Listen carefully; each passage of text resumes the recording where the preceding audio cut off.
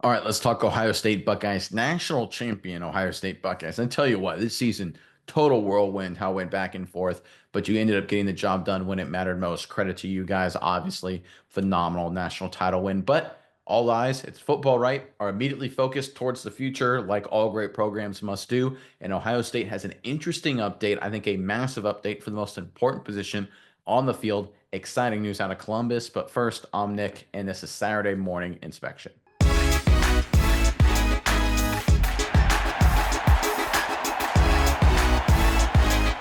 All right, the Ohio State Buckeyes obviously needing to find their next franchise, next program, whatever you want to call them, superstar number one first string quarterback. They need to get him and figure out what they're going to do. Are they going to go transfer portal? Are they going to bring in a top flight recruit? Well, Ryan Day had some very interesting comments on this specifically. Let's pull it up and then we'll dive deep into what it means on the other side. Again, this is courtesy of SI.com. Ohio State head coach Ryan Day said the team's quarterback for the 2025 season is already on the roster, indicating he has no plans to secure another option through the transfer portal. That's very interesting. These guys are going to compete their tail off, Day said on 97.1 FM in Columbus. And we have some good quarterbacks in the system. And, I shared with all of them that, now this was the week leading up to the national championship game that you had an opportunity to watch. And so you got to really utilize that because that's exactly what we're looking for in a leader here at quarterback.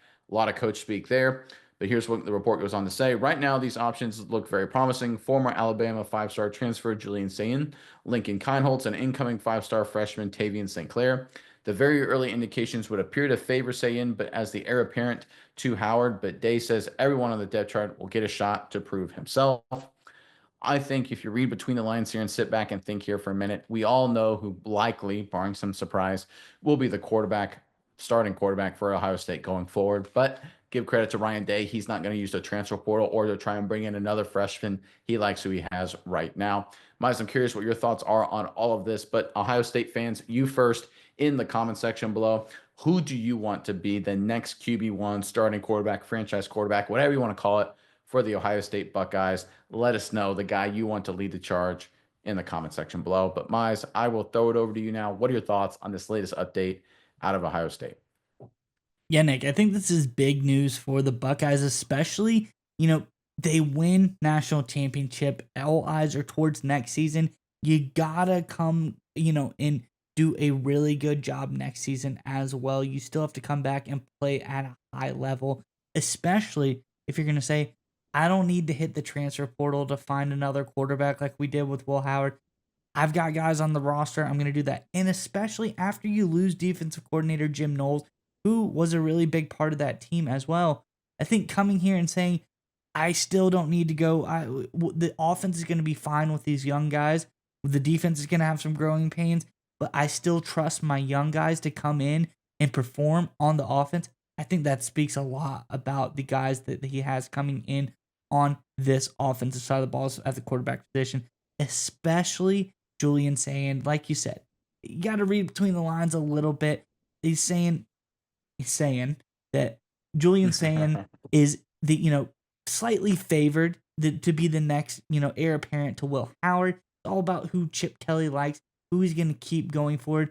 But I really like what Day is saying here. He's just saying, I trust these young guys. And how often do you get a coach come out and talk about, a young guy who's never played football? I trust him to go forward to be our next guy. You look at Texas, even Arch Manning, he's been in and out of games.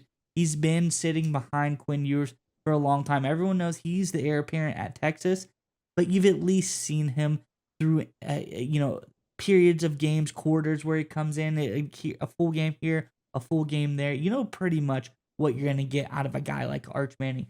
None of these guys have played a down of football yet. And we go through this season, and Coach Day says, these are the guys, these are going to represent our program going forward. I think that's a really strong statement, and I would be pretty excited if I'm a Buckeyes fan, specifically because you have a young guy here, Coach Day trusts, is going to be with this program for a long time. I think it's a bright future for Ohio State, and I'm really excited to see how this quarterback competition goes down and if Julian Sayin can hold on to the starting spot. You know what I also think? I think this is also a bet, a huge bet, that Ryan Day trusts the entire infrastructure around the quarterback. Because it doesn't matter who you look at, whether it's Tavien St. Clair, an early enrollee, which to his credit, coming in early, basically saying, listen, I'm the freshman of this upcoming class. You don't need anybody else. You don't bring in a transfer. Credit to him. I think he'll have a bright career, a bright future. You look at a guy like Keinholz, again, not getting a lot of playing time, obviously, but he was a highly touted recruit. And then, of course, the saying, you got no one with a lot of experience there. And Ryan Day's like, yeah, we don't need anybody else. We're fine. We're good.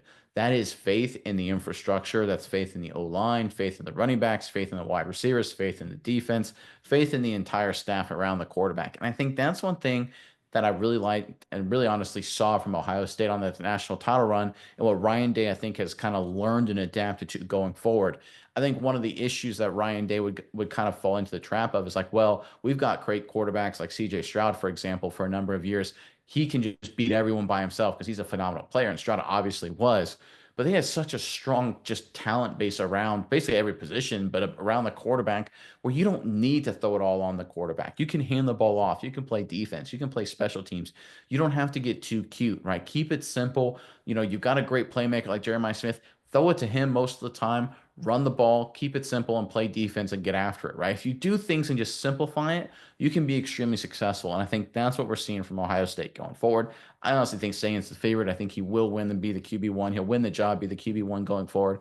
But I think the larger theme here, and this should worry the entire Big Ten and frankly the country, is if Ryan Day, for once and for all, and I think this is true based on what we saw in the playoff run, he simplified it, right? It's no longer about, hey, can we drop 80 on people with a quarterback throwing for 500 yards? Let's play good fundamental football. We've got a star receiver. Let's throw to him every time. We can run the ball. Let's run the ball. Let's play defense. Let's play special teams. Let's keep it easy for our quarterback. Let's keep it easy for our team and let our talented bevy of players surrounded by talented coaches dominate the college football world. That's what we saw during the playoff run. And this news here is a sign that that's what Ohio State will be like going forward.